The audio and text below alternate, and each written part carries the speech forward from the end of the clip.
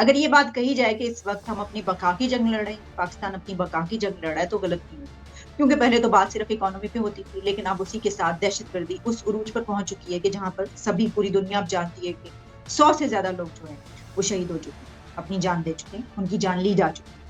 और उसके ऊपर उसके बाद भी जो कुछ होता रहा, जिस तरह की स्टेटमेंट्स आती थी, उसके ऊपर भी हम बात करते रहे। इसी के साथ आईएमएफ का जो डिक्लेरेशन है, उनके साथ टॉक्स का, वो भी आ चुका है। और रशिया से तेल लेने का मामला कहां तक पहुंचा, उसके पर भी बात हो रही है। बात करेंगे आज। हमारे प्रोग्राम में शरीक हो रहे हैं वॉशिंगटन डीसी से पॉलिटिशियन और सीनियर पॉलिटिकल एनालिस्ट जनाब साजिद दार साहब। साजिद दार साहब, thank you so much for joining my show.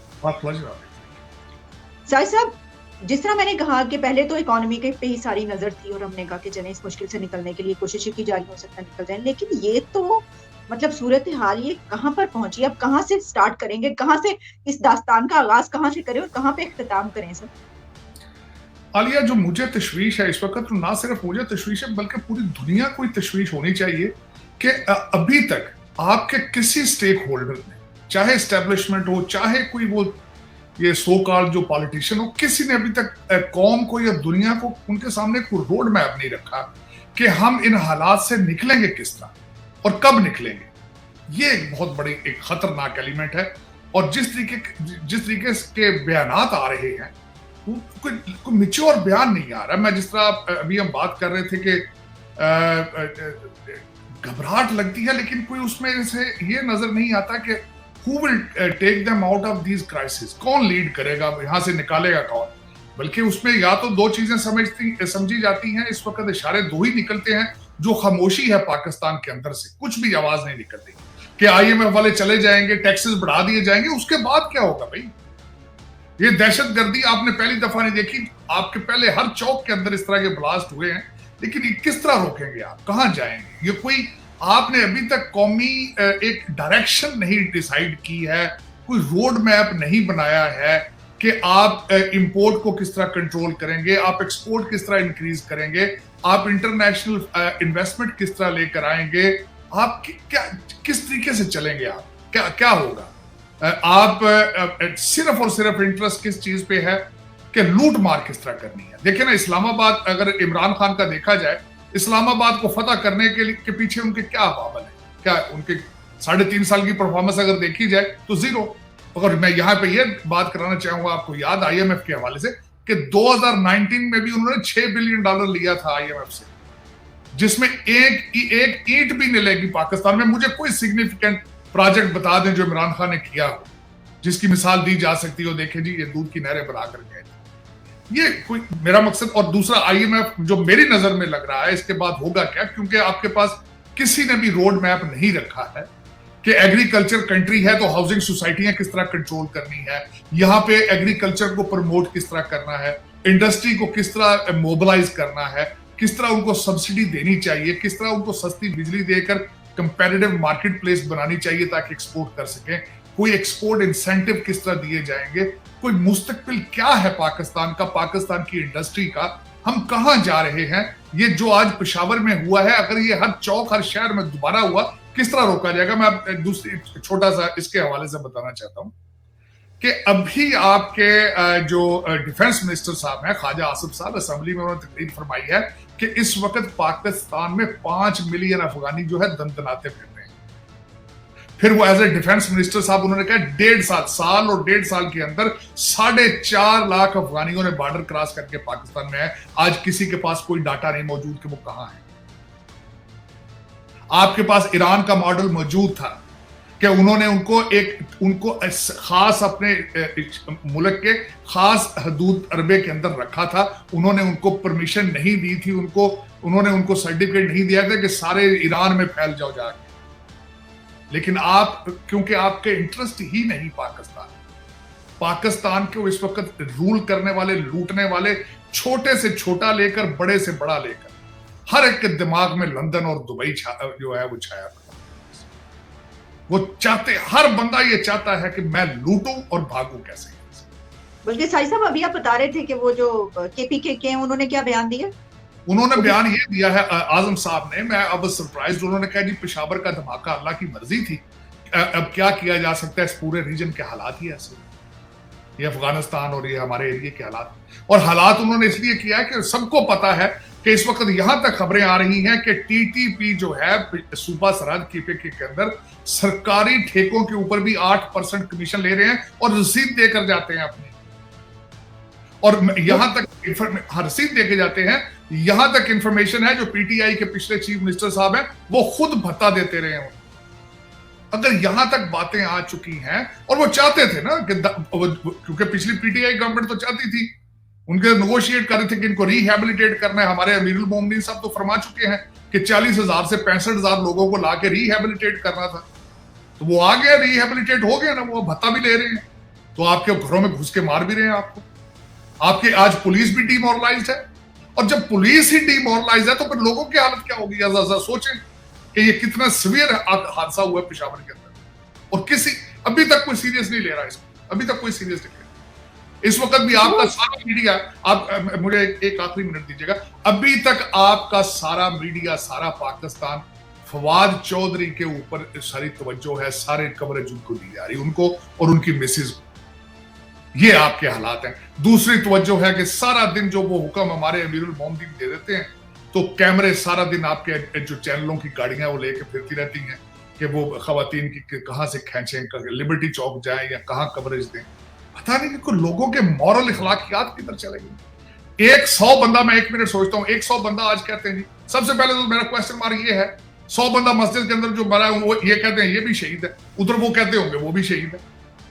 मुझे सबसे पहले तो आप सारे मिलकर ये डिसाइड करें कि शहीद कौन है इनमें से।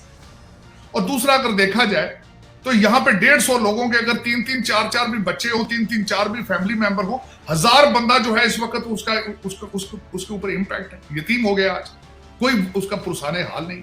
और दूसरा, आप आईएमएफ की बात कर रही हैं आलिया, आईएमएफ का अभी जो इन्होंने सबसे पहले जो इन्होंने आईएमएफ के पैसों को एज अ बेट इस्तेमाल करेंगे, ये आईएमएफ के एग्रीमेंट को। उसकी वजह यह है कि जब ये सऊदी अरेबिया से इनको नाउमीदी हुई, उन्होंने कहा भी आईएमएफ में जाए तो फिर बात करेंगे। यूएई ने भी यही कहा। अब आपका 1 बिलियन की किस्त है, that is not the target of your ruling elite. इनका टारगेट ये है कि इसको बेट इस्तेमाल करके आईएमएफ को पैसा लिया जाए, फिर दोबारा उनसे कर्जा, कि 1.1 बिलियन तो आपके प्रॉब्लम का सोल्यूशन ही नहीं है। आपको तो इस वक्त एएसएपी बेसिस पे $10 बिलियन चाहिए जस्ट टू ब्रीथ, और 2 साल के अंदर आपको $50 बिलियन चाहिए। लेकिन ये कि जो लोग कर रहे हैं उनका बिल्कुल इंटरेस्ट ये नहीं है कि ये पैसा पाकिस्तान में रखा जाए। ये सारे आएगा, ये निकलेगा यहां से, क्योंकि ये बड़ी देर से भूखे फिर रहे हैं। इनके बच्चों के अखराजात, इनके अंतराज, इनकी चीजें नहीं चल रही हैं। आपके जो रूलिंग एलीट है, इसमें पाकिस्तान कहीं किसी जगह पे नहीं। देखिए, मैं पूछना चाहता हूं, मैं जो बात करता हूं वाली है, अगर बहसीते कौम अगर देखें तो इनका फर्ज नहीं बनता ये बताएं कि आईएमएफ का पैसा आएगा, ये कहां लगाया जाएगा, और उसके बाद हम किस तरह अपनी एक्सपोर्ट बढ़ाएंगे। आज तक किसी के मुंह से अल्फाज आपने सुने? आपने कभी किसी से कहा है कि इंपोर्ट लग्जरी गुड पे पाबंदी हम लगाते हैं? आज आए जी मिलके, ये इतना अरसा लगेगा ये प्रोग्राम बना दे। कोई जात एक बता दें, कोई एक जात, कोई एक फर्दे वाहिद इस वक्त ये चीख रहा हो कि आए भी कौम को इस रास्ते पे चलाएंगे, ई कॉमर्स पे ले चलते हैं, आए इन बच्चों को कोडिंग सिखाएं, आए इन बच्चों को सिखाएं कि ड्रॉप शॉपिंग क्या होती है, इनको सिखाया जाए कि पैसे किस तरह बनाने हैं। कोई स्वाय एक ऐसा जिहाद है, वो एक ऐसा बंदा वहां बिठा दिया। ये हमारी मेहरबानी एस्टेब्लिशमेंट की कि हमें खुदा क्रिएट कर देते हैं। पहले इन्होंने भट्टो क्रिएट किया, फिर इन्होंने नवाज शरीफ क्रिएट किया, अब ये दूसरा अमीरुल मोमिनीन क्रिएट कर दिया है। ये सारी मेहरबानी है आपकी एस्टेब्लिशमेंट की। पाकिस्तान में तो रवाज है, ये खुदा ये क्रिएट करते हैं हमारे लिए। अब इस वक्त आपके बच्चे कहते हैं कि उनको बताया जा रहा है 21वीं सदी का ये पैगंबर है ये आपका, और वो बार बार कहता है ये सियासत नहीं जिहाद है। तो फिर छोड़ेंगे गाड़ियां? तो मुझे ये बताएं, एक छोटी सी बात आ रही है, अगर आपकी कौम जिहाद चाहती है तो आईएमएफ का पैकेज लेने की क्या जरूरत है भाई? जिहादियों को तो पैसे नहीं चाहिए होते। जिहादियों ने तो भाई क्या लेना होता है? बादाम और गुड़ उनकी खुराक है। वो पैकेट इनके हाथों में दे दो, उनको कहें चलो भी जिहाद पे, गधों पे बैठो, चलो जिहाद करें। फिर आपको ये आईएमएफ के खर्चे तो नहीं चाहिए ना, आईएमएफ के पैसे क्यों चाहिए आपको? फिर अगर ये आपकी डेस्टिनेशन है, if your destination is Somalia, Afghanistan और सीरिया है, तो why you are looking for this kind of packages from IMF? ये कौम को किस ट्रक की बत्ती के पीछे लगाया?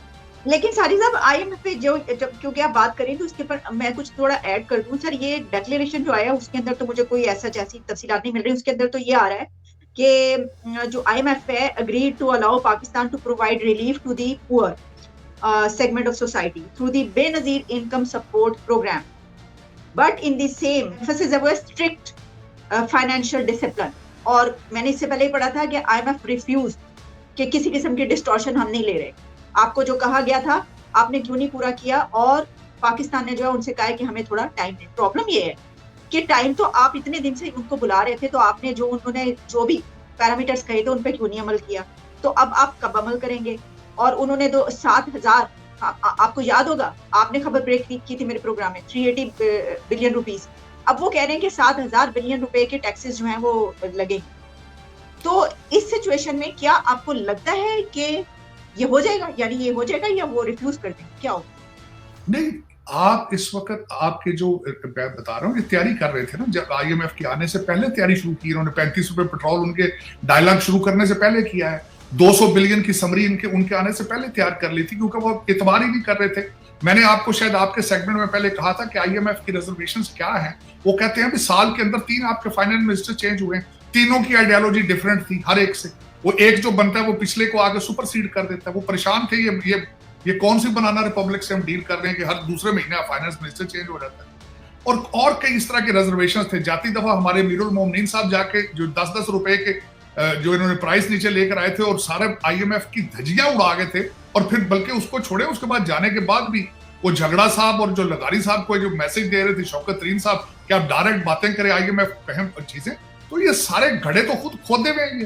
खुद इन्होंने आईएमएफ को जो डीरेल किया हुआ। लेकिन उसमें मेरा जो एक अलमिया है जिस पे मैं तवज्जो चाहता था या वो ये है कि ये 21वां प्रोग्राम है। अगर वो दे भी जाए आपको पैसे, आप बच पाएंगे? क्योंकि आपके पास तो रोड मैप भी कुछ नहीं है, विल ही नहीं है सर्वाइवल की, ख्वाहिश नहीं है आपकी तरक्की की, या जिस जगह फंस चुके हैं यहां से निकलने की ख्वाहिश आप नहीं दिखा रहे हैं। किसी के कोई अल्फाज मुझसे शेयर करें कि हाँ जी नहीं फलां ने कहा है कि इसके बाद ये हमारा आखिरी प्रोग्राम है, इसके बाद हम इस डगर पे चलेंगे, तो हम कौम को इधर इस साइड पे ले जाएंगे, हम आगे अंडे बेचेंगे, आगे मुर्गियां बेचेंगे, कट्टे बेचेंगे, हम इस डायरेक्शन पे ले जाएंगे। कोई बात करें ना इस तरह की कि किधर जाएंगे, आगे डेस्टिनेशन क्या है आपकी इस आईएमएफ के बाद? वो तो सर कोई प्लान है नहीं ना, जाहिर है। वो तो इस आईएमएफ की इसका इमीडिएट इसका इम्पैक्ट ये होगा कि आपकी रोटी 25 रुपए से 60 रुपए तक जा रही है इस आईएमएफ के प्रोग्राम के फौरन बाद। और इसी आईएमएफ के प्रोग्राम के बाद आपका 1.5 करोड़ बंदा जो है वो अनएम्प्लॉयड होगा। 1.5 करोड़। क्योंकि उसकी वजह यह है कि आपकी कोई बिजनेस एक्टिविटी तो है नहीं। आप इन्फ्लेशन में वो आपकी हालत होने वाली है, और उसके साथ लॉ एंड ऑर्डर उड़ेगा। क्योंकि जब भूख पड़ेगी तो क्या करेंगे आप? आपकी तो आर्मी को ऑपरेशन रोटी शुरू करना पड़ेगा। आर्मी जाकर रोटियां तकसीम करेगी। ये हालत होने वाली है जिस डायरेक्शन में जा रहे हैं। क्योंकि उसकी वजह यह है कि डिसीजन मेकर जो भी है आपका इस वक्त वो पाकिस्तानी नहीं है, उसका पाकिस्तान के अंदर स्टेक मौजूद है। इसी वजह से कोई मुंह से ये लफ्ज ही नहीं निकाल रहा कि आज से 4 महीने बाद क्या करेंगे, आज से 6 महीने बाद क्या करेंगे, आज से साल के बाद क्या करेंगे। मैं अब छोटी सी बात बताता हूँ आलिया, मैं जब यहाँ पे बिजनेस में अभी भी ऑफिस में बैठा हूँ, आई एम अ बिजनेसमैन। मैं जब भी बिजनेस प्लान बनाता हूं बैंकों को दिखाने के लिए, कंपनीज को दिखाने के लिए, उसमें 2 चीजें डिस्कस की जाती हैं, short term goal and long term goal. ये एक छोटे से कारोबार के लिए बिजनेस प्लानिंग की जाती है। बैंक देखना चाहते हैं कि भाई आपका शॉर्ट टर्म गोल क्या है, कब अचीव करेंगे शॉर्ट टर्म, फिर लॉन्ग टर्म आपका गोल क्या है, आपकी स्ट्रेटजी क्या है। कोई है स्ट्रेटजी? आप मुझे बताएं, आप किसी कोई डिस्कस कर रहा हो वहां पे किसी चैनल पर बैठ के, या कोई कौम को बता रहा हो, कोई आए भी मिलके करें। वो हमारा मीरुल मोमिनीन अभी भी झंडे पीछे एक गवर्नमेंट ऑफ पाकिस्तान का लगा लेते हैं, वो पीटीआई का, और रोजाना जाके कहते हैं कि कभी जरदारी मुझे मरवाने लगा, कभी वो करने लगा, कभी वो करने लगा। आज आपका सबसे बड़ा ट्रेंड क्या चल रहा है? मैं अभी उठ के बैठ के देखो, मेरा ख्याल 15-16 हजार से ज्यादा वो ट्वीट हो चुका है, रिजाइन आपका जो है आईएसआई के हेड। हालांकि गलतियां ये आपकी है, आईएसआई हेड तो अभी बना है, थोड़ा सा पहले निगोशिएट आप इनसे खुद करते रहे। आपका वो इस वक्त ट्रेंड यही पाकिस्तान में डेवलप किया जा रहा है। 15,000-16,000 से ज्यादा हो चुका थे। लेकिन आपकी डायरेक्शंस कोई नहीं है। दर हकीकत अदालतों की हालत ये है, अब देख लें जुडिशरी, आज जो भी मसला होता है फौरन कहां जाते हैं? अदालत जाते हैं, फौरन अदालत जाते हैं। अदालतों की हालत क्या है? अमीरुल मोमिनीन साहब अपने केसेस अब इस्लामाबाद हाई कोर्ट से लाहौर हाई कोर्ट लेके जा रहे हैं। क्यों लेके जा रहे हैं? ये हर बंदे को पता है क्यों लेके जा रहे हैं। ठीक है। अच्छा साहिब साहब, जरा थोड़ी सी एक मसला पाकिस्तान में चल रहा था कि वो दब्र गया, इसकी वजह ये कि एक तो IMF का हम पहले लगे रहे और उसके बाद ये वाला हमला हो गया, धमाका हो गया। जब बिलावल भुट्टो वहां पर पहुंचे और फिर वहां पे बातचीत हुई, लेकिन वो फैसला जो है वो पहले ही हो चुका है और अब पाकिस्तान तेल ले रहा है। इसके ऊपर सर आप क्या फरमाएंगे कि क्या ये कैसी डेवलपमेंट आप देख रहे हैं, ऐसा हो जाएगा? देखें, होगा, लेकिन वो पैसे आप देखें, आपने उनसे बात की है कि हम चाइनीज करेंसी में डील करें। आपके पास तो पैसा नहीं है बिल्कुल, क्योंकि आपके तो PSO वालों की भी वो TLCs नहीं खुल रही है। आपकी तो पाक अरब जो रिफाइनरी है उनकी LCs नहीं खुल रही।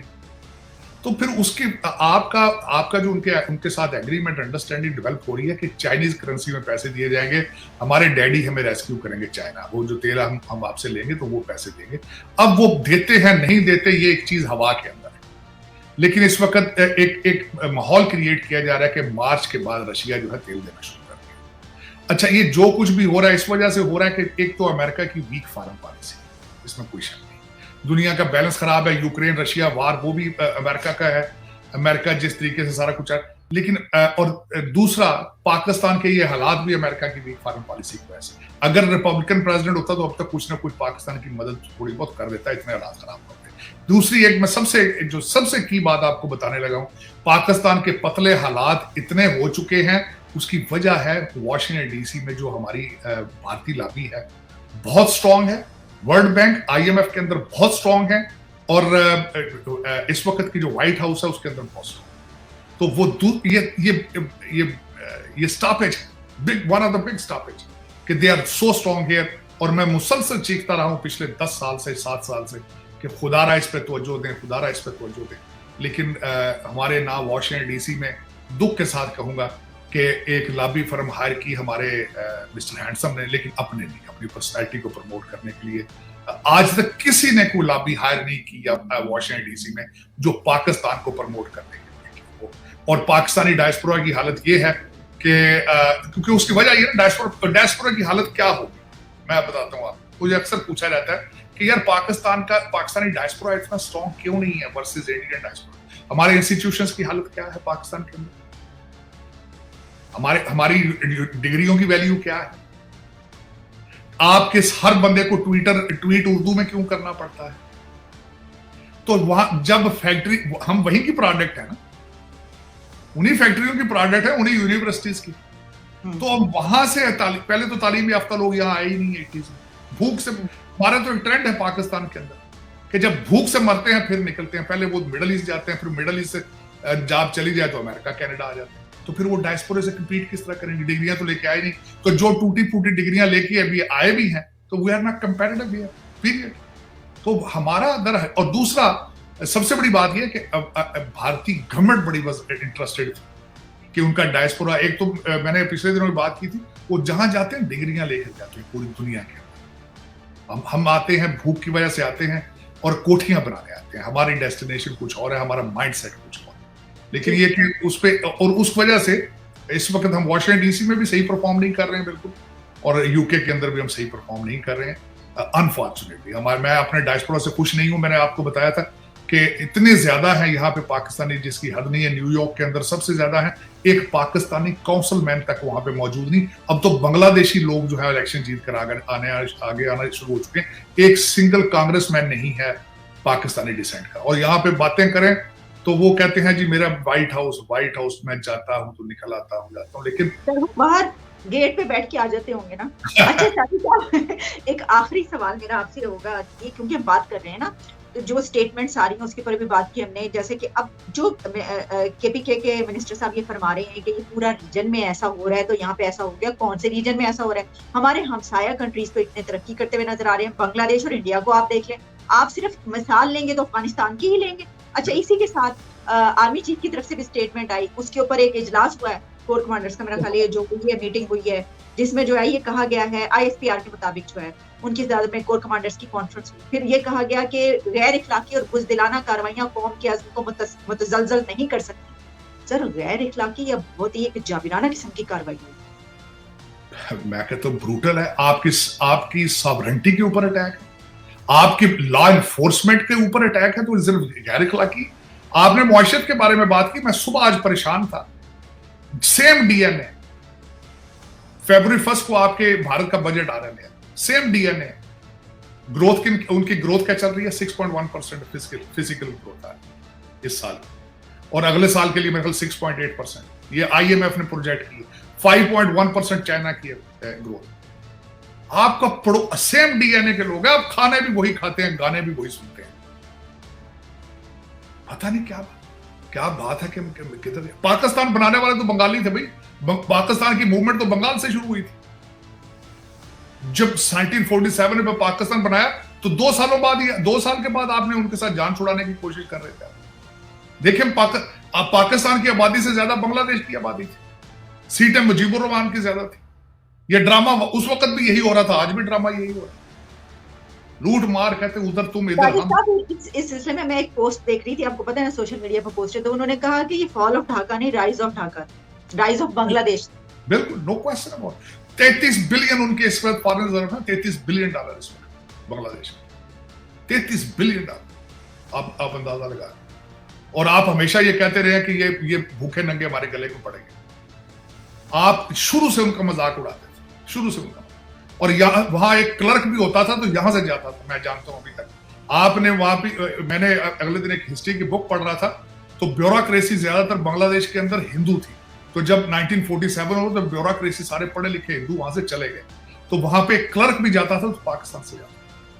ये हालत। सर ख्वाजा आसिफ की जो स्टेटमेंट, उन्होंने ये बात कही ना, उन्होंने कहा कि ऐसा मुसलमानों के साथ ऐसा सलूक तो इसराइल और इंडिया में भी नहीं हो रहा जो हमारी मस्जिदों में हो रहा है। सही कहा ना, मैं एंडोर्स करती हूँ इस बात को।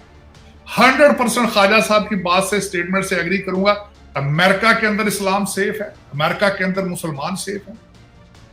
इस तरह का इस तरह का इजराइल के अंदर भी नहीं होगा, भारत के अंदर भी नहीं हो रहा जो वहां पे हो रहा। भारत के अंदर भी देखे ना, वो चले बातों की हद तक ये चीजें इस तरह, मेरा मतलब मस्जिदों के अंदर घुस के तो नहीं किया जा रहा ना, खुदा के घर के अंदर।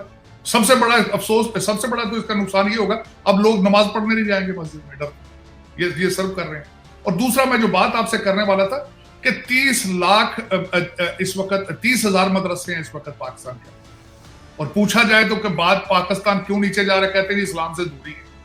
30,000 मदरसे हैं, नमाज तर्जमे के साथ नहीं आती किसी को। बस सर इसी पे खत्म कर देते हैं पाकिस्तान।